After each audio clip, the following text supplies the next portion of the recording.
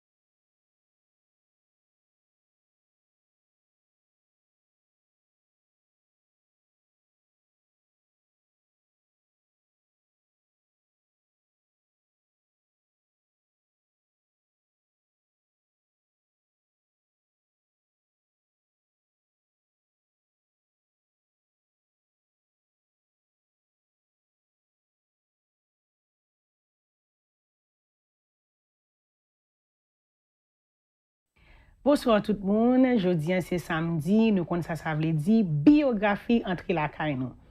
Jeudi, nous allons recevoir sous plateau biographie yon New Yorker pareil moi, yon monde que nous habitué plusieurs fois sous flyer bal cap fait dans New York City, dans Miami. On a dit depuis côté musique haïtienne jouer, mais il pas seulement DJ pour artistes haïtiens non ou bien pour programme haïtien non, ils sont international DJ. Son plaisir pour nous recevoir sur plateau biographie, DJ STAKZ. What's up? What's going on? En forme STAKZ. It's a pleasure. Son plaisir pour nous gagner sur plateau.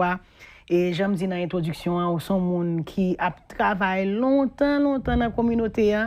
Et grand pile monde qui ouais DJ STAKZ, qui tende DJ, qui pas même dit ouais, qui tende non, qui connaît non. Parce que yo ka soit regarder en live même le yo pas wo mais autant do cap jouer ou bien yo regarder son flyer yo ouais et DJ STAKZ is sous affichant mais yo pas contre DJ STAKZ parce que pour monde qui fait interview souvent non faut que nous dit ça ou pas me faire interview. You're right. Pour qui ça? Well, first of all, let me say thank you for having me. Et we me say tout le monde qui suivre programme là. C'est pas même pas me faire interview no, but I just feel like sometimes it's good to be exclusive. Okay. In a sense, you know, let tout le monde know tout interview. I feel like it's a bit much, so. Ouais. DJ STAKZ, pour monde qui pas connaît qui côté fait? Brooklyn, New York. Vous faites Brooklyn. Un peu de monde pense ça Haïti, vous faites? I wish. We wish. Tellement haïtien dans son. Parlez-nous de your childhood. Vous faites Brooklyn, ou à l'école Brooklyn, maman, papa, frère, soeur? Yes, Mali. I said Mali. I'm from Brooklyn. Papa, so Haiti. Moved to Brooklyn. I have brothers and sisters. Okay. Childhood, growing up, papa, bon, pour me bonne histoire, papa me dit on jazz longtemps, les Juvens. Okay. Juvens KitCat, et puis, but no Juvens là, associated with them was Zuzu, Cubano, Monsayo, right? Okay. And a bunch of other older players. Okay. So, you know, me growing up in music, I grew up in an environment avec Monsayo, like tout Monsayo. With the old heads. The old heads. I used to see the old heads all the time. My Yumala, that was in Scotch, that was my cousin. You know, Tikan, I used to call him Uncle. Like on CD, he had a CD store on Church Avenue, so he used to give me music all the time. So, just growing up, my father was a music head. Bon, that's how I'm going to do it. You've been listening to music depuis jeune, depuis petit tu des musiques. Mais où t'es étant qu'un jeune qui fait les États-Unis, quand même où t'es un attachement avec compas, attachement ça sorti de papa. Yes. De papa ou des compas. Et parlez-nous de enfance, qui qualité de signe ou t'es désordre ou pas de désordre? Bon, tout le monde désordre. But I don't think I was, you know, bad. But I was into sports. I was into, you know, soccer. Because one of my older cousins, Carlo Buiville, was a big soccer player in Haiti. So, played ball. I mean, regular team and stuff. But I mean, a lot of music though. Like everything was music for me. Everything. Music. What was your? Qui ça que premier attiré à musique? Est-ce que c'était toujours compas ou bien toute qualité de musique net en général? Everything. So I'm thinking Black Lakaila. So listen to Whitney Houston. We listening to Michael Jackson. But you know, I got inspired in the sense, and I listened to a lot of stuff like the Sugar Combos, the Lelu Noirs, the Ambassadeur, the Scorpio, the Difficile Gypsy. So I was always into that type of compa, obviously because of my father. And it just went from there, really, to be honest with you. Est-ce que tu toujours connais que ou t'as une carrière dans la musique? Est-ce que c'était ça que tu toujours vision? Yes. T'es pour petit? Yes. Pas jamais pensé à rien encore? No. Wow. Qui j'ai carrière ça pour commencer? Bon, les petits moun quand nous ont 12 ans, 13 ans, et puis gon mon famille gon communion, et puis pas m'voyer mal faire communion. Comment le faut faire communion à I mean, STAKZ? let me just voy them like they hired me, I guess, in a sense. Okay. They want love is my real name. They hired you with knowing that you were able to do it? Literally, yeah, because in the house, they make up toujours passer music. Like my father had all the equipment. So he make toujours you know, with the records, with the tape deck, with the wheel to wheel. I was always doing something. So I guess I was the cheap way out. Right? So it was gratis. Yeah. So basically they wanted me to do it. So we set up, my father and his best friend set up all the equipment for me, and that was it. So you did your first gig, premier gig. Qui j'ai premier gig l'an passé? I mean, for what I remember, it was cool. Mais est-ce que c'est gig ça qui pourrait for dire you want to start DJing? The idea to become a DJ started? You know, I can't really say like this was what made me do it. I think it was just more so a development of things. For example, like Papa, of course, c'est compa, c'est zouk, c'est musique pognole, and then my older brothers now, they were heavy into dancehall. Okay. Heavy into reggae. Okay. So going out with them now, and they're sneaking me into clubs, and at the time it was like, there's a big dancehall sound called Stone Love, things like that. So they was bringing me around that. So now I think it was more so the drive of seeing how music moves people is what made me feel like, oh wow, like this is kind of interesting. And I mean through development experience and things like that. So, but I don't think it's one particular moment qui fait me dire, I want to be a DJ. Yeah, mais tout le monde qui commence à mettre temps dans bagay, gon côté qui peut arriver ouais que commence à bénéfice dans l'argent. Et yo te premier gig là fait gratis. Right. Qui le cob commencé à venir pour ça? C'est pour cob, to me, it wasn't. If I took a DJ, I know DJ, I think it's about like the brass line, okay, cool. C'est là commencer faire fête pour nous là. No sense like, okay, qui j'aime pas faire mon you know who I am. And at the time, I could say I've always been, you know, a people's person. You know, through high school, junior high. So remember, it's like, okay, I'm about to faire fête. Et puis premier fête me fait. My blier is the Cafe Alta. Okay. Right? Pour faire pour moi. Et puis under pack. Maman là, papa là. Et puis maman là, take me. I was like, faut aller à l'école, c'est là, cool, no problem. Et puis là, m'arrive là, là, puis souquer sac l'argent. Souquer sac. Allez, tu viens en pile cob. Right? At the time, they're like, oh, give back ça là-dedans. Bah yeah, okay, cool. Et puis après, ça me font l'autre fête encore. Ma fait qu'on y a. To me, I felt like, you know, it was my duty. Même là, tout parle en pile là, like, go to school and do this, that, and the third. Why you don't want to be a doctor and a lawyer? I've got to ton. Et puis, on me font belle cob et puis, maman, papa me $10,000 chaque. Wow. Depuis là, ça tout, si je mal, je suis là, pas move. At that point is, pas fait jeudi. So, that was the transitioning for me to, I was like, oh, there's really money in it if you structure it the right way. So. Mais, un jeune Haitian American, et en pile fois, nous plus attachés nous avec musique américaine, programme américain, et ou parler de dancehall, ou parler de hip-hop and everything. Mais on DJ STAKZ, malgré, j'aime dit dans l'introduction, son DJ international, mais DJ STAKZ très très populaire dans la communauté haïtienne. D'ailleurs, pour dire, étant que on DJ qui l'a commencé à entrer dans la communauté haïtienne vraiment. So, je n'ai pas l'autre communauté avant. Ouais. Hip-hop, dancehall, c'est ça que je dis. But, yeah, the education and the knowledge of compa. Okay. So that happened around the time of Club A. N'importe monde qui songe Club A longtemps in Queens. So kounya la m'bal dans Club A et puis ça pour attention là, there was DJs playing non zen. Et puis on parle d'un cap dit yo on a lan zen man. I'm like, nah, qui zen day, bro. Like I'm not, you know. Et puis là, my little boy, puis there's an intermission. Et puis là, the first thing I remember is hearing One Blood. Et puis m'entendais DJ a parler. Mais accent DJ a pas ou même. Mais c'est anglais a parler. And he's I said, wait. He's playing reggae. And this is a Haitian party. And he's playing dancehall. I'm like, this is what I do. Like, this is what I really do. So that's what made me like trigger, like, oh, okay. So they really do kind of, you know, try to, DJ, yeah, in a sense. When I'm all right, cool, no problem. When I'm coming to because now, you know, my transition was, in that scene was, commencer pour micro, quand on parlé, DJ a joué, m'a parlé, but obviously I'm speaking a lot more clearer. And, you know, my vibe on the mic, as you've seen, is different. So it grew from that now to, it was more so like, I went from that to getting booked. But when I say getting booked, meaning, yo, vin chaque semaine, pas di moun rien, et puis m'ap jeo. All right, cool.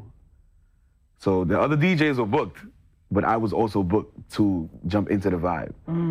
So I just kind of worked my way in that way. And then just, you know, make connections and went from there. N'a propose, n'a tourné. Biyografi possible grâce à Brockton Home Health Agency, STAKZ, Zafé Immigration, Fred Network and Consulting Firm, Papa PI Trading Group, Taina Enterprises, QVP Multimedia, Pearl of the Island Restaurant and Lounge. Toujours qu'il y a une référence. Là, on dit crédit, taxe à real estate. Tout le monde aux États-Unis connaît référence là, c'est Fred Network and Consulting Firm. Si nous voulons réaliser rêve américain, trois bagages sont primordiales. Depuis que vous faites taxe pour jouer maximum l'argent, sans pas de problème avec IRS. Lui, elle est Fred Network and get up to $7,000 cash advance. Deuxième, c'est crédit. Lui, important pour fixer crédit. Sans crédit, USA, pas de vie. Fred, c'est spécialiste là. Contactez pour lui remove toute saleté qui n'a crédit. Après, pour acheter caille revoir, grâce à troisième bagage là qui c'est real estate. Quel que soit côté, dans les États-Unis, Fred Network and Consulting Firm, quand elle doit acheter caille, nous achetons à l'aise, un seul côté nous rentrer, nous fait taxe nous.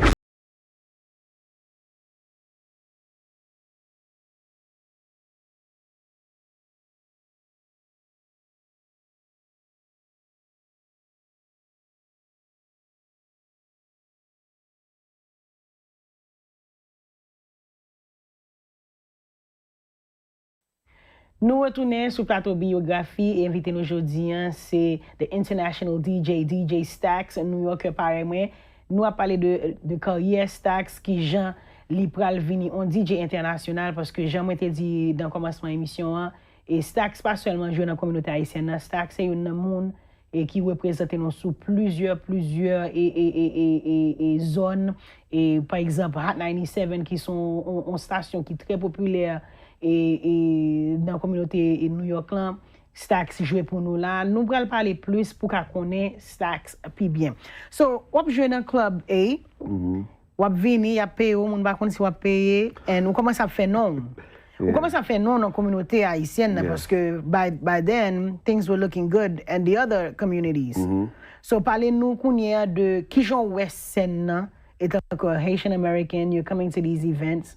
You're playing. What's the vibe like? I mean, the vibe was cool. I felt like it was missing something though. Like, it was missing an extra, like a oomph, right? In terms of music, in terms of the DJ. But the DJs did what they had to do. I felt like I just brought a younger energy, even in dress code. At the end of the day, you know, when you go to Haitian parties, everybody was known for the becklongs and the tight pants and things like that. Right? No, I'm not going to admit it, but, you know, with a different style and fashion, I mean, as everybody would put their own touch to it. So I just felt like, okay, I could do this, and I'm in love with compa already. I know all these, you know, these songs, and I know a lot of these people, so, you know, why not at the end of the day? And it was me. I felt like it fit. It made sense. So. Well, but here's what's going on now. Like you said, it's still a compa scene. You're still a Haitian American. You're still trying to changer vibe là dans sens. Et j'en ai dit tout à l'heure, il y a pile monde qui a venu comme ça, c'est mon âgé. Qui genre commence, est-ce que il y a monde qui commence à like gado avec hésitation? Of course. Oh, qui vient vagabond ça, you know, I might have a do-rag on at the time or things like that. I think is when I showed them, montrer like, okay, I can adjust to you. You know, I could play the coupe cloues and play the top vices at the time, and I could cater to you with the old school zouk and the Eric Vigal and do all that. Then it's like, oh. est-ce que pour te cater ça ou bien pour te bailler mon genre de monde ça que vous pensez que vous besoin, est-ce que le demande pour te faire un travail pour étudier et maquette là ou bien apprendre des papas par exemple et qui musique vous pensez que vous nous intéressé? Qui je travaille how did that come about? To me, it wasn't. I never had to do that. I never had to go, Poppy, what do you think about this? It was more so showcasing my talent. But I think the knowledge growing up and everything I absorbed just kind of naturally just happened. Devoir is studying the scene. That's what the homework is. It's seeing the scene. Okay, is this a heavy Zouk crowd? Is this a heavy compa crowd? Is this a compa love crowd? A compa direct? That's where it gets into detail. So that homework, yeah, but that homework came from me just going out, you know, going outside and going to events. Remember Mbabjou, obviously at the time it wasn't like playing every day. So I'm going to parties and I'm seeing what's cool and what's not to them. And then I add my own touch to it. So Kounia, parlez-nous, because en pile fois, DJs are viewed as the fillers, right? Tant qu'on moun ki là, par exemple, le jazz a campé, c'est le ça, il va le DJ à fond petit coup, et ou bien pour faire flyer look good, yo mette DJ à sous lui, mais STAKZ et DJ STAKZ arrive et mette tête en position, c'est que ou vinn dans un jazz. Ça veut dire là, mette un jazz au côté, c'est pas que vous pouvez jazz et pour STAKZ. Qui là vous commencez à sentir que gagner yon like this is ça pas n'importe quel DJ, like gen DJ superstar. Qui l'a commencé à sentir ça dans la communauté haïtienne là? I don't remember what year. I remember the party. It was like a Jacoud Crazy in Amazora, I believe. Kenzie production party in Country, rest in peace. Et puis, I always felt like, you know, being around other DJs, especially in the other communities, you see how your point of be up my, but I never saw that in the Haitian community. But I always felt like that would be me. So, but I was always afraid too. So I could be in Amazora, my cousin Amazora, I'm just there, I'm got women, it's like, oh, STAKZ is here, cool, no problem. But I started realizing that, like, now I want more. If you're gonna let me just put me up in Pai Devon, and I'm like, I felt like I wasn't getting the crowd's attention, so I wanted to demand the crowd's attention at this point. Like, yo, I'm here. So everybody's looking like, oh. Even the promoters looking at me like, oh, STAKZ, I feel like. So ever since then, I feel like, you know, the bands do their thing, and I also feel like there was a lack of respect. Do you decide? Like, the HMI Pi expected DJ. I always say that, even till this day. Okay. So I always felt like, because like you said, you make it look like, you know, they treat the DJs like, balance 5 minutes, 10 minutes, 15 minutes, you know, lap trip while we change sound, but in the same test 1, 2, right, to demand that respect. And money too, like in a sense, financially is the same way. Like, you know, they used to put the names at the bottom. I'm like, nah, like, you know, I feel like I carry myself, me. I started that, like, the Haitian DJs on the flyer put me next to the bands, and no, I did that too. Like, no, put me up there. Yeah, nah, put me up there. Listen, I want my name big too, because now you want me to sell myself and get people to the party. It's marketing, you know. So to me, it's like, don't treat me like this, because then they're gonna look at me the same way. So. Pour ou gen amande tout sauvé. Tout le monde a demandé ça, mais joindre son l'autre bagaille. Et ou même ou arriver joindre ça qu'on t'a demandé, respect. Est-ce qu'on pense qu'on vient joindre respect parce que ou c'est DJ STAKZ, ou bien est-ce qu'on pense que ou joindre respect parce que DJ STAKZ, un travail que le fait, il vient un crowd qui c'est crowd pal, ou même tout un fan base pour? Travail là, c'est, like you just said, c'est having my own crowd, building my own. The DJ part is cool, you know, but you've been paying too, no sense. L'audio. Like the industry, it's almost like, STAKZ a fait là, il y a n'importe 1000 moun là, so then it started becoming a thing, like, oh, jazz sab joué là, nobody ever did that. Jazz sab joué, puis DJ fait pal with no problem, like, nah. Oh, il y a 1000 moun là, puis jazz là. Let me think twice. You know what? Let me bring STAKZ now. Whenever I'm doing something big, we need him, because I sell myself a certain way. So you don't want to put me on the flyer. On Jean, pas un problème. Ma fait programme pas, ma bête tête, mais go c'est, et puis me So I think that work is what happened. Ou parler de bagaille qui est intéressant parce que sometimes nous voyons sous plusieurs affiches, mais on pas même arriver à jouer vraiment. est-ce que vous pensez que il y a des gens qui mettent ou bien qui beaucoup pour un programme avec intention pour pas faire un programme en face yo? Yes. Yeah. Parlez-nous de ça. Definitely. I definitely feel like everyone qui met them no programme, I say, okay, you know what, si STAKZ a le font fait là, devant, yeah, you know, things might not work out. So I do feel like they do that sometimes. And I'm not, you know what's funny, I'm not moun qui like confrontational. So parfois gen moun qui met them the fly, mba m gen anye pou ave yo, men mba moun qui pa blast moun like, yo, tell moun fait bagay, c'est le third, blah blah, like, that's not my character back then. Now it's different. I have management, so everything's more structured. Yeah.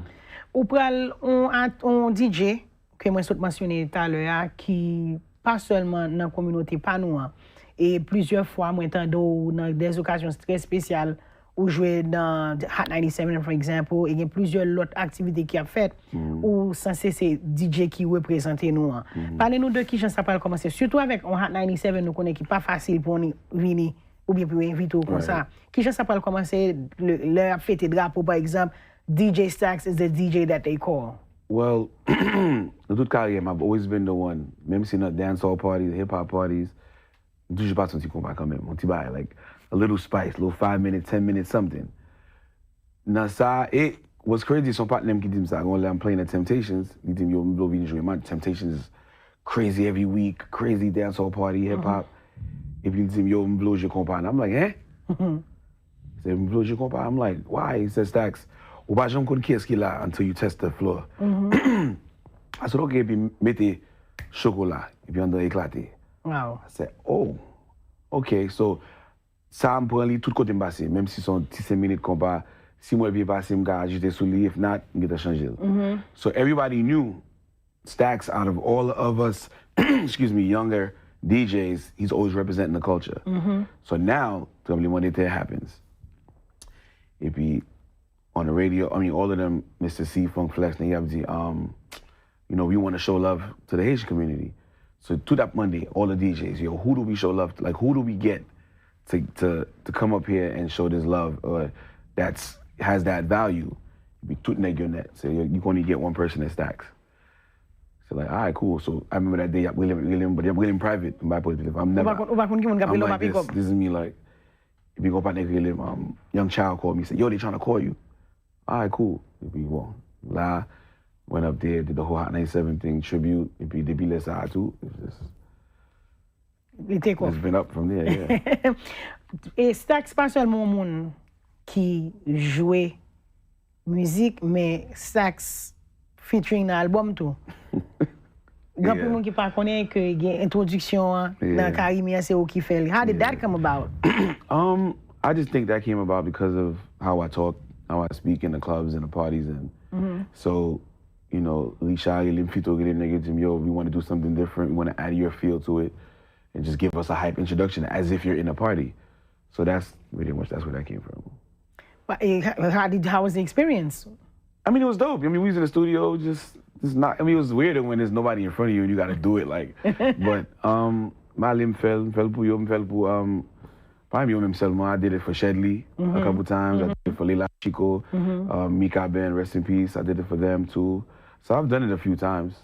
Qui pas expérience, donc qui vibe ou bien amitié avec un pilatis haïtien? Est-ce que vous travaillez avec eux plus? Parce que nous connaissons que vous pas seulement DJ et c'est ça que nous allons tourner avec après posant, mais vous faites un pile programme tout. As a matter of fact, you know what? Nous propose de tourner. Jodi, on vient parler de 3 plus gros transferts qui fait et qui bouleversent le monde football là. Premièrement, m'a dit nous qui est-ce que qui côté vous fait et qui ça qui caché des transferts ça. Et gon transfert fait là. Tati Germaine de West Palm Beach fait que vous avez 40 000 gouttes sur téléphone moi grâce à Tap Sen. Vous pas contre Tap Sen là?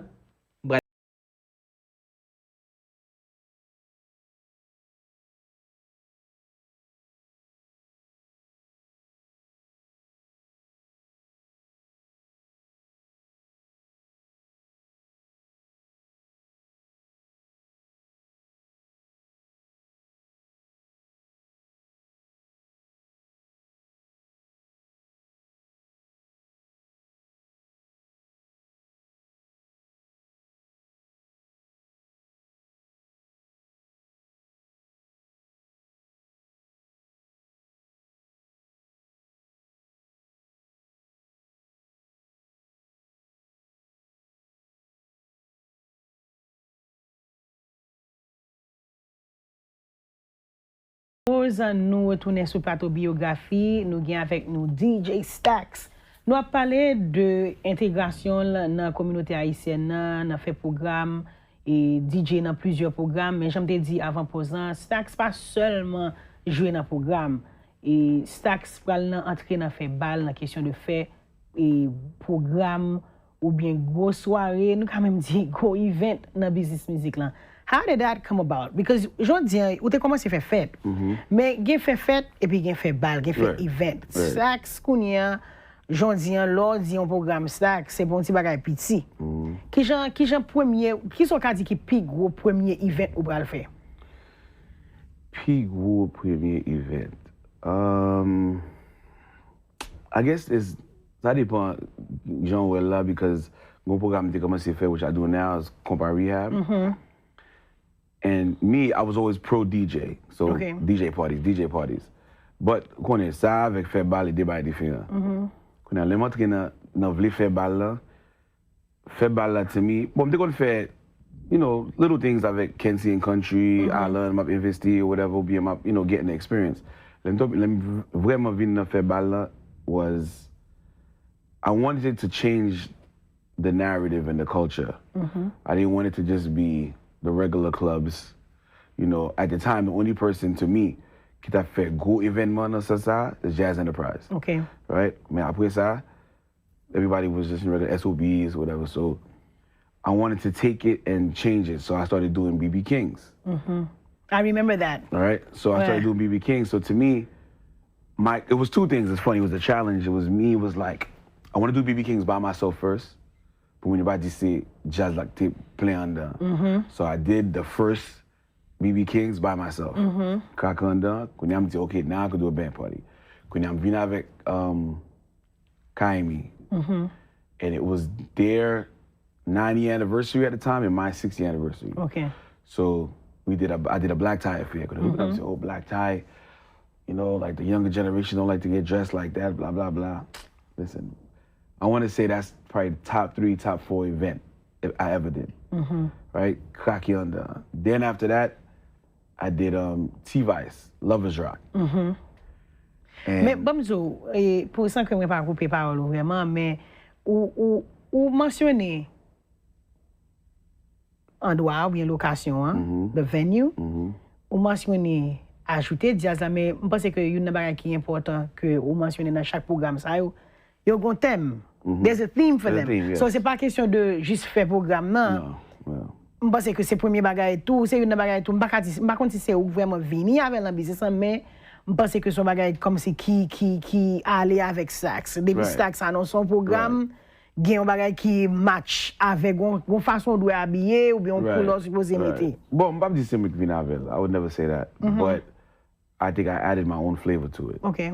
And a younger flavor at that. So, like you said, BB Kings, Black Tie Affair, Lovers Rock, Red and Black. Et puis, ça qui vient blow up the Red and Black is it happened to be movie week. Okay. So a lot of artists was in the city. We did at BB Kings. It was also Sweet Mickey's birthday. Okay. So it was a lot going on at the time. All I remember is, bon, fait la dépassé. It was T-Vice, me T-Vice cap joué, Red and Black, Under Kaki, Mickey Vini, Sean Penn Vini, Garcelle. It was just a lot going on. And then it went to the newspaper. It was crazy. So. Mais qui j'aime ça fait end up dans body ya? I guess, you know, I want to say is a bunch of stuff. Like between politique pa yo avec, you know, relation avec yo, au STAKZ en fait, yo dans zone yi koda fait la Manhattan. Oh wow, like, you know, we didn't have that many parties in the city like that on that scale. Yo m'a vini. All right, cool. So it could have been a Mickey wanted to come show love to T-Vice. That's one. Mickey, it's your birthday, bro, come out. That's two. Whatever else was going on at the time. You know, him running for president at the time. You want to be in a major party to be seen. So I feel like it was so many different things that happened that just brought it together. So that was a beautiful event. And from then it was just, you know, I always came up with different themes, different things. And I think that's where I became more of a threat, to be honest with you, to promoters now. Because now it's like, DJ STAKZ a fait DJ. You know, just pense pas là, c'est pareil. Il fait DJ, okay, no problem. Oh, I va tourner dans balcony. damn, like, all right, cool. And he's doing venues that we're not doing, and he has access to certain things, so, yeah, I became a problem. No, oui, DJ, oui, nous parlons d'un problème dans droite, nous parlons loin d'ap tout été là. Nous connaissons que yon parlé en pile que DJ STAKZ pral vin gen dans business music là, c'est que et gagner équipe compas festival là nous connaissons qui toujours fait compas festival et pour 18 mai dans Florida. Et te gon époque DJ STAKZ toujours fait partie de event ça. Nous pral vin ouais yon pas vle di séparation mais nous pral vin ouais que STAKZ vin gen weekend party et compas festival toujours gen weekend party mais qui fait dans même weekend là. So ça veut dire Florida gon weekend qui séparé. Qui jan première idée pour al venir pour faire weekend pour et dans même weekend avec compas festival là. Bon, moi-même te kon vini m'jè festival là et puis I was at a pool party. But the pool party was free. Mansion pool party. Even before the mansion, nous jouons en côté, nous faisons un pool party, on 150 moun. But the hype of the pool party was always, nous voyons adresse like the day before or the morning of. Et puis, so secret location. Right, right. So the fait ça, the hype got bigger. Et puis, on commençait, les moi bah l'argent vient share, no sense like you do the mansion, you free food, free liquor, it's getting expensive.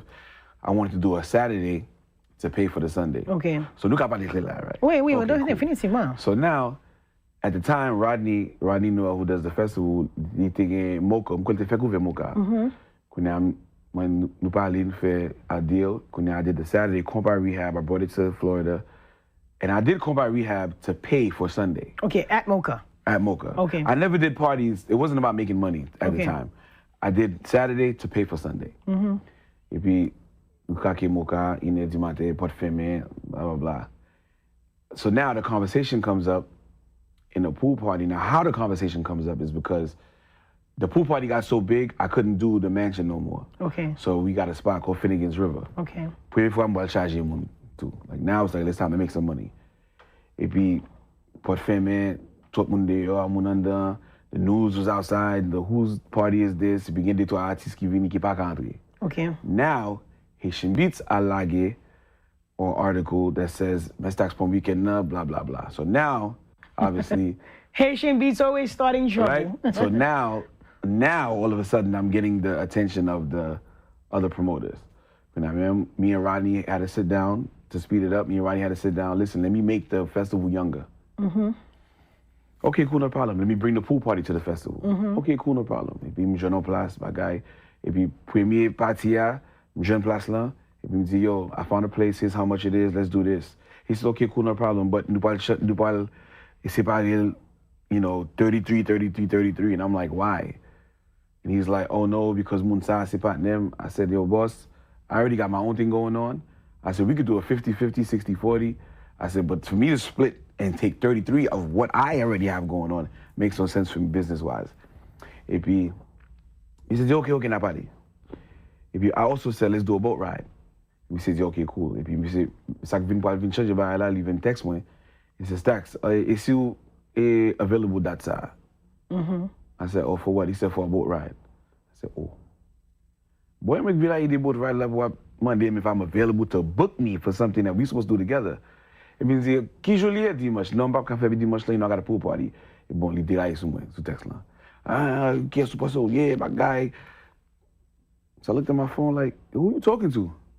I said, all right, cool, I'm going to oh, this is my city? I said, bye, hold up.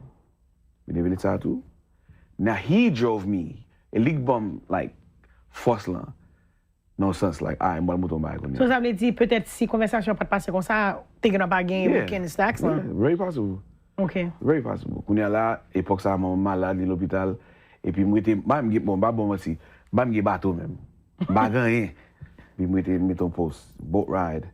Et Friday, tel bagay, all white. Je vends ticket, je bateau. Just to prove up, I felt like, nah, I'm gonna make it happen. And then I got a boat. And it just worked out. Et puis, laissez tout, bateau. And then... Combien d'années vous avez fait week-end ça? Oh, 2011. Est-ce que le week-end a dépassé ou? Comme si, est-ce que tu as envisagé de tout ça lié? No, not at all. Laisse arriver, laisse me dire, OK, m'a fait the boat ride, m'a fait everything that we had to discuss, that's what I was focused on.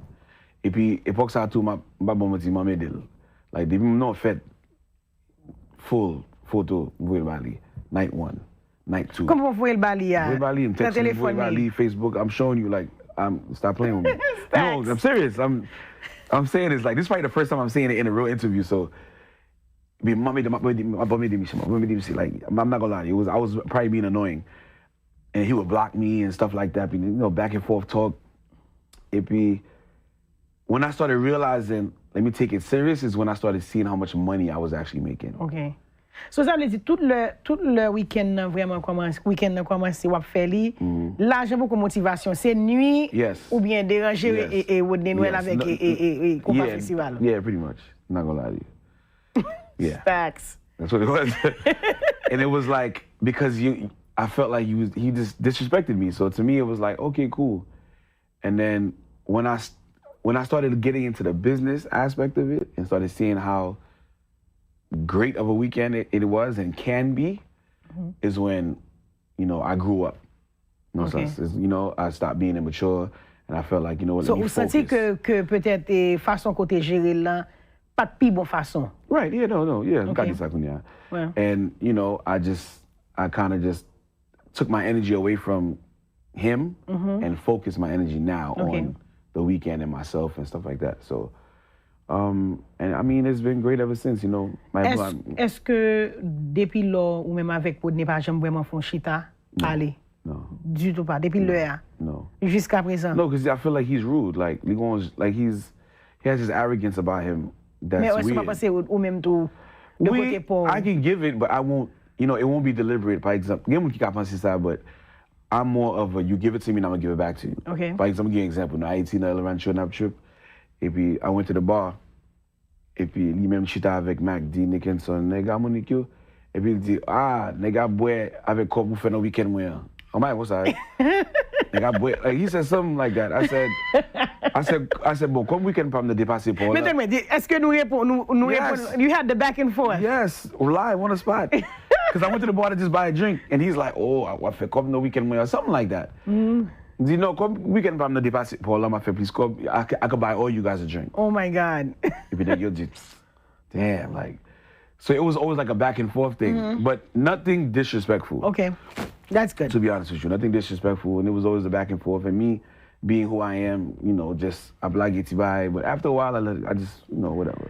Mais STAKZ, c'est pas seulement avec Wood Nimkazu ou back and forth. Nous voyons que as time went on, il y a plusieurs promoteurs, mais que pour raison pour l'autre, ou bagay qui ont dit genre ting yo. You know what it is? I feel like they can't control me.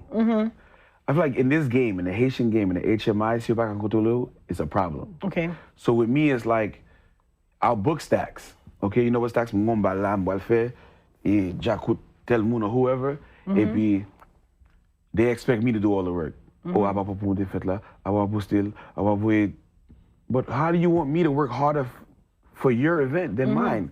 Yes, so STAKZ fait qu'on caille, la fait 1000 moun. You know what? On met STAKZ sous salle, la beauté 1000 moun ba nou. It doesn't work that way. Ouais.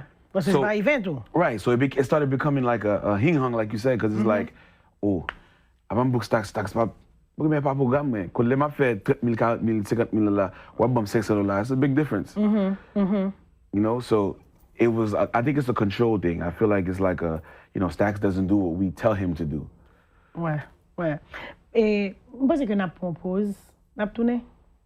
Biyografi possible grâce à Brockton Home Health Agency, STAKZ, Zafé Immigration, Fred Network and Consulting Firm, Papa PI Trading Group, Taina Enterprises, QVP Multimedia, Pearl of the Island Restaurant and Lounge. Nous retournons sur plateau Biyografi, DJ STAKZ avec nous, on a parlé de business music là, on a parlé de week-end et compas festival que STAKZ prendre même moun yo. Nous on dit comme ça mais quand même c'est même week-end là et malheureusement que même avec Rodney pas jamais vraiment chita et pour nous parler même parce que l'étape intéressant Parce que tous les 2 week-ends, vous avez marché, si nous voulons dire comme ça. Yeah. Tous les 2 week-ends, vous avez marché. I mean, it's one weekend, it's just different program, different parties. My blow me say at the end of the day, but it's a different. Bon, m'ka bien dit tout, même si weekend pas n'a pas là, crowd ça pas pour aller dans bal. They're not a bal crowd anyway. Ça veut dire ou conscient que moun qui vient dans programme DJ STAKZ dans même week-end qu'on pas festival là, normalement c'est pas moun ça tout après dans programme qu'on pas The festival. majority no. OK. OK. Ça faut penser ça. Puis jeune ou quoi? I mean, just different type of people. Give one, for example, women who embraces the culture as a young Haitian American. Give one to you ball na ball, Miami ball, you mean reggae, dancehall, soca. But because me who relates to them, café programme na, you connect, you have a lot vibe. So you vini, so because I bring a different vibe. But no, but I know for sure that the majority of that crowd, you know, they're not gonna go sit in somebody's bar every day. OK, I see. STAKZ, ou fait un pile programme? On fait programme américain, on fait programme jamaïcain, on fait programme haïtien. Qui j'en ouais business noir, qui j'en ouais event nous yo? Dans tout programme yo m'a fait yo, m'a joué yo, c'est nous qui avons plus potentiel dans ce sens. Like we have a lot more potential to make a lot more money and be more structured than a lot of the other events. Oh really? Gen moun ki pa da pense ou tap di sa non? Hands down, gen moun ki di HMI la per se or community haïtienne de pa gen kob la den, it's not true. Okay. It's how you sell it. It's how you organize it. Okay. That works because a lot of our people go to, like I'm heavy in a soca crowd. A lot of Munpano, I don't know if it's soca, let me do ice and like it's crazy. But they go there because go vibe yap sheshe yo pa jeni la kayo. Ki sa pense ki vibe sa? Just to having a good time, like I feel like the HMI per se or the Haitian community music, the Haitian music industry is so stuck on live bands. Okay. That we are the only culture that is stuck on live bands. Okay. Let me just say, meaning if you talk about soca artists, it'll be a special event put out with Bungie Garlin avec on jazz. Keskin Jazz Pal, yes. Macho Montano, but Muntayo, they move around so much without a band. Avec DJ. And they play with DJ. There's a different unity that we don't have. Okay. So, and it's also a barrier too. Pour moi-même, ça sont on limite artistes haïtiens yo bay tête yo. Okay. Because côté ou ka par exemple, the only artist I felt like nous gain comme haïtien qui était là, qui était à gérer to go a soca crowd or dancehall crowd is like a Mika Ben. Okay. Rest in peace. Why? Because he understood the energy and the vibe and he could bounce around. L'autre artiste yo, il te go si yo bagen jazz there, yo va sentir bien. Mais pas penser que c'est parce que communauté nous vend nos bagages depuis on a joué avec DJ ou ça c'est downgrade ou bien pour qu'on level, c'est jazz pour montrer que on level. I feel like that's what the business sells, which is what makes me the I guess the opposite, I don't know. On trouve différent. Mais nous parlons pas pendant dit which makes you parce que nous connaissons que gagnons sorte de Cold War. Si nous les comme ça, on t'y parler en bas, mais qui pas jamais fait vraiment avec like a big noise. Mais tout le monde connaît lui. En pile fois, depuis parler de DJ STAKZ, je parlais de Tony Mix. Et c'est DJ STAKZ, Tony Mix, DJ STAKZ, Tony Mix. Et parlez-nous premièrement qui j'en ouais Tony Mix. Bon, moi c'est DJ qui évolue, m'dadi like I saw where he started. Moi côté commencer, moi côté les kunya. And round of applause to him. Like he's worked hard. Ça son qui travaille, dit il travaille, côté mes têtes liens, he deserves everything. I have nothing negative to say about him. But I just, I don't know. La bien passé, la fait ça l'affaire. La fait ça l'affaire, mais qui j'en ouais playing monsieur parce que nous jouer souvent dans le même programme ou bien de pour pas jouer STAKZ ou prend Tony Mix, de pas jouer Tony Mix ou prend STAKZ. It's like you guys even though on pense que nous jouer totalement différent mais il aurait même comparer nous qui j'en ouais playing monsieur. There's no comparison. We two totally different people. Tony Mix to me is Rabodai. Straight up. Where c'est Rabodai là dans mais il accepter le connait li tête li King Abodala, etc. Si c'est pour l'autre bagay yo, par exemple, musique américaine, dancehall, stuff like that, ça son l'autre bagay. Okay. That's why I say there's no comparison, because j'aime moins jouer musique là avec jouer musique là débat différent. So, Est-ce que ou même ou pensez que par rapport avec le travail que vous faites dans la communauté haïtienne, est-ce que vous pensez que vous bon respect aussi posé par vous? No, not at all. But maybe not be check ça. Like, maybe no sense que like I'm pas même fait pour love là encore. Like pour love moun yo, I'm just fait pour tête moi. At the end of the day, because côté moi it's like it's two different things. But côté gon ba me fait, gon travail me fait. Parfois c'est fait travail là, but moun qui vient après elle join the love. So I'm cool with that. I'm not. That doesn't bother me.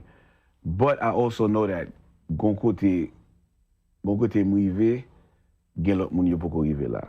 No sense. But if you're talking about Tony, like I said, Tony's a good DJ, but we're two totally different DJs. Qui joue une question de DJ qui marche avec Hype Man? Parce que pas vraiment ouais ou fait ça, même ouais que c'est un bail comme si qui plus ou moins est fait en pile tant que NG Mix gen vague la vie. Weekend ça nous te ouais Tony Mix avec Babas, STAKZ c'est STAKZ. Ou pas qui joue ça? I mean no, it's with well, you get ça toute communauté, you get ça in the soccer world, you know. Ça dépend des vibe. Moun yo, me I grew up j'aime grandi avec bon toujours comme ça. Actually not really. Because j'aime pas parler. Okay. Pour qui ça? Just pas parler, just I was focused on playing. Et puis, on l'a mis a big dancehall party. Et puis, on parle toujours parler pour moi. Always, il y a parler, il y a jouer. Et puis, on l'a dit, STAKZ for up and parler. Ça me relax. Et puis, imagine, on a 2000 personnes devant, et puis, it's like, m'a joué, puis but dancehall is different. Dancehall, gen haïtien qui dit, oh, on ne parle trop, si c'est là. Moi, quand je mets dans dancehall là, la musique là commence à marcher dans son et puis on peut oh yeah, that's part of the culture, like, though, right? Yeah. But pour eux même, puis m'a joué pour moun là, but gon feeling qui manquait, partenaire arrêté garder dit, alright, on va parler, nous parlons. Et puis mettez micro à plat comme ça, and they all walked away. Wow. And left me on the stage by myself. Quand on pourquoi moi sur stage là, et puis mettez comme ça. Et puis m'a joué et puis just me dit vibe là just pas là. But communauté ça comme ça lié. OK. Ça quand à l'époque ça me commençait à you know 1-2 bagay. Puis quand époque m'a parlé tout en jamaïcain puis là me réaliser like alright that's not me. So then I just started just being myself. But I mean yeah. Ou suivre business music là parce que faut qu'on connaisse musique là pour connaître qui ça qui hat dans la rue qui ça moun yo envie tande. Et étant qu'un jeune Haitian American qui a got vibe et tout artiste yo, bon moi trois artistes pensez dans moment et si on t'a dit yo STAKZ, we gotta go represent the culture. I need you to bring 3 artists with me. Qu'est-ce que tu as porté? Before we get there, I'm chauffer par là pour please. Let's back it up a little bit. On met chalet. Let's back it up a little bit with the Tony Mix thing. Gon pile moun qui t'a envie ouais. STAKZ Tony Mix, right? Ouais. M'sais yon nan yo. Right? Ou j'aime parler ça avant. Non, yeah. No, gen pile moun qui envie ouais. Et ça pas comprendre, me et Tony cool. Ouais. L'autre jour nous parler. Je dis yo, si gon moun qui va faire comme là, c'est nous pour faire. Définitivement. Nous qui t'ont promoter relé nous et promoter relé. STAKZ m'a bordel comme. STAKZ on fait ceci. STAKZ nah. I'm a promoter. Also. Si n'a fait ensemble. Mais on va pas quitter ça, faire ça, mon petit pourcentage, nous dépasser ça longtemps. À the end of the day. Est-ce que c'est un qui est intéressant pour faire? Yeah, nous parlons. L'autre jour, nous parlons ça. On dit, si n'a fait, mais il faut nous faire bien. On faut tourner avec. Yeah, that would be nice. That's what I said. I said, if we're going to make the money, let's make the money and do it for the culture. Ouais. I wouldn't, and to me, bon, back on pour lui-même, I wouldn't necessarily do a versus because I feel like the community sells so much face à face and creates separation so much that now it's become nasty. And we see it with the class and the new look and now Zafem and all this extra politics. I feel like if you show the love and show the unity and you move as one, it's better. Ouais. Now, get mon qui a dit, pour chauffer par là, please, get mon qui a dit, oh, you know, pour ça, y'all haven't done it yet, or I feel like, pour qu'il y ait clair, Tony Mix, communauté haïtienne là. Right? Si Tony Mix chita là, qu'on y a jeudi, elle dit, yo, STAKZ bagay, y'all y a qu'on a qui est la parler. Si moi-même now, moi te me dit Tony tel bagay haïtien qu'on a qui est m'a parler. Mais moun qui la étranger qui suivre yo que étranger jamaïcain trinidadien, I have a bigger population or demographic of people following me that you know, so it's like now c'est moun m'a fait pour non sens. So est-ce qu'on pas penser un programme comme ça et moi-même do pas ça. Moi-même entendu. Vision promoteur d'abord promoteur qui fait balade qui est chita là. Pour moi-même parce qu'on bagay comme ça Labor Day weekend. Moun vient avec drapeau. Nous je parler bagay ça avec nous longtemps. Vous comprenez? Et je pense que DJ STAKZ Sony Mix est très intéressant. Moi-même, d'après utiliser jazz, les gens connaissent utiliser nous. I use one band as a filler. I wouldn't. Pas besoin. Oh, unnecessary. For what? No. Okay. Listen, moi-même, I'm all for it. Je pense que c'est une belle idée. Je souhaite que nous. I'll go artists. We could do artists, like single artists come out. Because the DJ culture is different. The DJ culture is DJ artists. Like, that's how it's always been. So the MC now is an MC, but, you know, usually the MC was the artist. So the DJ culture is different. Nothing against the bands, you know, but that would be a totally different situation. So, kounya la, nap tourner sur question nan oui. OK. Toi artiste. Toi artiste qui si mène pour. Yo on a représenter Haïti non. Wap DJ pour yo et puis nap lage. Richard Cavé. Pour qui ça, Richard? Richard, for one, speaks English. He knows how to, you know, animate and move the crowd. He could do that in English and in Creole. Let me see, I'm scanning through my bands right now. Toi artistes. You talking about from bands? Let me It could be anything. From bands, solo artists, wherever you want to go with it. See, that gets a little more tighter. Out of the bands, I can say Richard Cavé. I could say Michael Guina. Who else? I can say Roberto T. Vice. Okay. Right? I feel like we'll do a good job. But like I said, these are people I'm talking that could represent Haiti and be able to cross over in terms of talking and you know. In terms of what's hot, ça kap marché kounya, moun ki marché nan son, like moun parce que ou jouer musique, mais ou observer tout parce que faut qu'on garder pour qu'on qui ça yo pour la guerre. Right. Qui sont pensé qui hot, qui ka move crowd. Sans yo pas même comprendre ça n'a dit ya. Oh no, that's different. That's different. With the bands. You can artist solo too. Artist solo artists. So how many solo artists do we actually have right now? Nous pas pile. M'bable bon pour m'ba influencer réponse. No, you're not. But like who? Par exemple, nous ka parler de Kenny, nous ka parler de Woodine, ka parler de Baki. Kenny. Well, you're right. You did influence it. You did influence it. On that aspect, yes. I feel like Baki is swaggy. Baki got a look, and you know. He can do what he got to do. Kenny for sure. You know, Kenny got his thing going on. You did. Rudy Ruboy, I think, could do his thing. On that aspect, yeah, there's a few. Papa jalousie, no, but there's a few. STAKZ, wap gade business music là, nan moment là, si, parce que ou gen chance pour l'autre bagay, qui sont pensé nous manquer? Structure. Organization, structure. I feel like, Abdi Saclay, I feel like all the bands are charging baby prices. Baby prices. Like, they can charge plus? Yeah, by far. Like the Haitian community is one of the only communities, that's why I say what I said before, that can throw a ball every month. If you, for the most part, depending on qui est-ce qu'a fait balle, la pack. Ou bien la charge 30, 40, 50. Only other community qui fait ça is Soca World. Okay. Right? That's all not too much. But I feel like they don't charge. Parce que quand people montent à créer dit you overcharge them. You overcharge. That depends on what you sell is what you get at the end of the day. So if you sell a $5 party, you're gonna get a $5 crowd. You sell a $100 party, you're gonna get a $100 crowd. Quand get docteur il me dit STAKZ fait fait $20 ça va pas beaucoup moins non mais but faut en fait $100 m'a pas acheté 10 tickets. Like everybody's different. So I feel like the Haitian bands don't charge any real money. And I say that because I've had other artists come to me, STAKZ, you give me your hottest Haitian band and I'll say a name. How much they charge? 10,000. I might even upgrade and say 15. Oh, that's it? Wow. I'm like, damn. But I know how much they charge.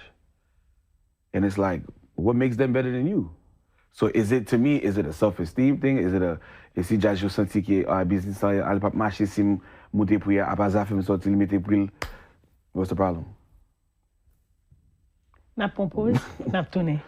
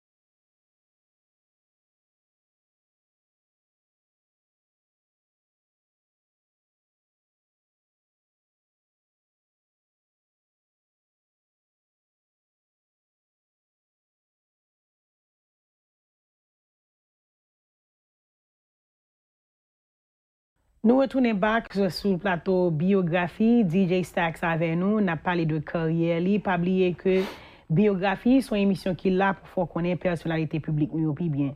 STAKZ, pour chita la jodi, c'est pas seulement STAKZ, il y a toute une machine qui est STAKZ, qui fait STAKZ possible, qui fait succès possible. D'ailleurs, pour prendre temps ça, pour remercier un monde ou deux monde qu'on connaît, sans eux même dans la carrière ou de pas chita là. Ooh. That's interesting. Sans you même. Well, I would say, at this point in my career, you know, my name is Ty. You know, very well. For me too, you know, because without that, that love and that push. Because when everybody sees what's going on the outside and what you post on social media, nobody sees what happens on the back end. You know, when you feel hurt about something or something bad happens or you know, things like that. But my manager, my family, you know, friends, everybody. I feel like everybody plays a role in your career at some point in time. You could meet somebody today. But you can't see too. Okay, Can't see production. Super heavy. Super heavy. Les goûts même pour moi. Pour communauté haïtienne. Les goûts même pour moi pour Bali, stuff like that. Country, rest in peace.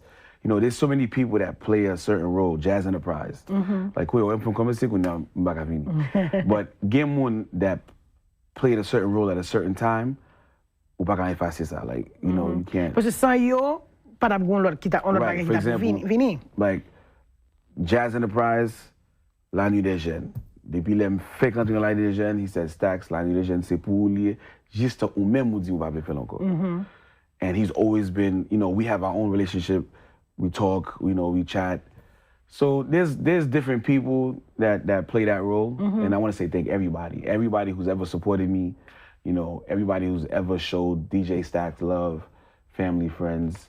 I mean, even the haters, you know, so-called haters. When I say so-called haters, they don't necessarily hate you. They might just hate what you do or whatever the case may be. Mais ou ta gagné moun yo en pile sur internet là tout STAKZ. Yes. Faut qu'on parle d'un petit cas ça parce que il y a des points où t'as voyé mes amis bah you know, I feel like 50 Cent is my uncle in real life. Like, so, you know, même so far we share no sense. Young people keep telling me, oh, I don't know STAKZ to crack jokes. You always look serious. You know, I like to laugh and have a good time. But moi so I also can't be business more gens. So si on m'attaque moi, yo, I'll freely go back and forth with you.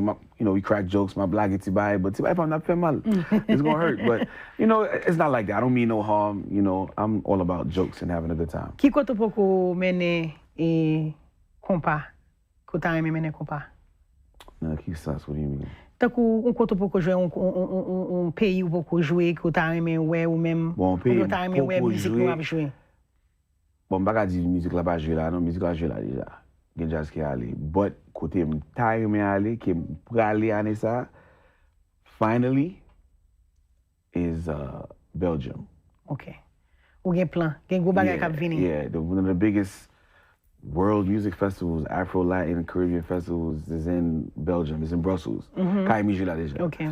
Right, so my plan is in August. Oswald's gonna be there, Vibe's gonna be there too. Also this year, Ghana. It's coming up. Ghana's coming up. But not even so there's two Ghanas coming up. We could talk about that real quick. There's Ghana, the Compa, Destination Compa Experience, which is cool. But then there's the Ghana hardcore roots, the majority African in December. So I'm gonna be at both. Okay. I look forward to that. And yeah. Nou ka di ke STAKZ fait DJing become his main income and you're doing well? No, I'm doing very well. Very, very well. I'm blessed. I'm blessed. I feel like because I take the business serious, DJing has opened other doors for me. Okay. The DJ is the I-95. That's what I do. And then, you might have exit 16, exit 17. Exit 16 could be an opportunity to get into real estate. Okay. Exit 17 could be the opportunity to open a club. Okay. But it's the DJ and that's the vessel for me. Elite Femme, meet people and do certain things. And is it safe to say que STAKZ par exemple fait l'autre job que DJ? No, let me yeah, teenager. I did retail. I worked at the Gap, okay. I did Macy's, stuff like that. No, I was never a salesperson. A salesperson. I was a security. Okay. Yeah, no, teach job side unfair. 6 months here, 3 months here. You in high school, college, not college, high school. You need a little money. I did what I see. All right.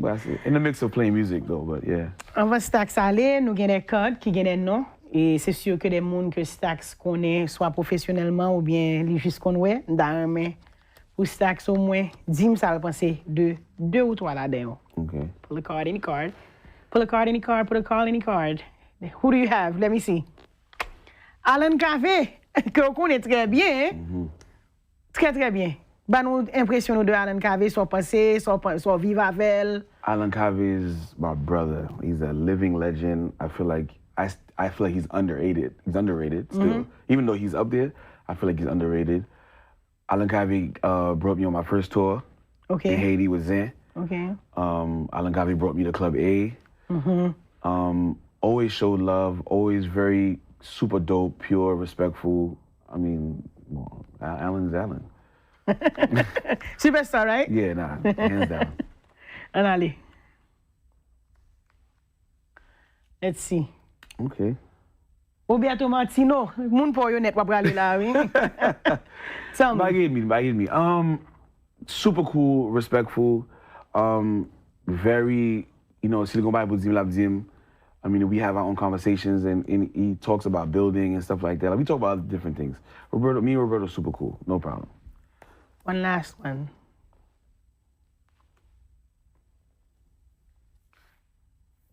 Wow. What happened? Let's go. Sweet Mickey. I love it. Michel Martelly. Let's go. One of my favorite artists. One of the artists that made me love compa, fall in love with compa. Ndu Dimun, I've never been the one to mix music and politics. Okay. It's not my thing. Okay. So to me, he's a brother, he's a friend. We have our own conversations as well. And he's always showing love. Like my birthday comes around, happy birthday. Like, he's always been there to give me advice throughout everything that's going on. I'm sorry, et puis, ça pas content. Embarqué, ça pas content? Embarqué. Sous plateau Biyografi, c'était DJ STAKZ, international DJ, New Yorker pareil, moi, qui a fait un pile bel travail dans la communauté. Et plateau ça, il là pour lui faire parler avec gens de monde ça que nous pas souvent ouais dans les médias, surtout médias et traditionnels ou bien médias qui plus ou moins parler musique haïtienne moi-même. Moi là pour me porter pour nous sous plateau parce que me trouver l'important story ou important Travail à faire important et STAKZ m'a prendre le soin et le temps pour me dire merci pour ça qu'on fait dans la communauté noire. Il y a des gens qui ne connaissent pas parce que ils pensent que on DJ haïtien ou bien Haitian American is just about what we see dans Amazura ou bien ça nous dans festival yo, mais ou même on connaît que leur parler de haïtien surtout dans la communauté New York là et aussi une monde qui toujours représente hard. Tout côté où aller, drapeau, ou passer dans plusieurs chaînes de télévision, dans plusieurs news stations et à travers les États-Unis, ou très connu. Moi-même, je veux féliciter, je vous merci. C'est pour raison ça, il était important pour nous gagner sur le plateau aujourd'hui. Thank you for having me. I appreciate you. Pas oublier, ça c'est biographie, c'est connaître personnalité publique nous plus bien. Nous sommes dans le studio QVP Multimedia à samedi.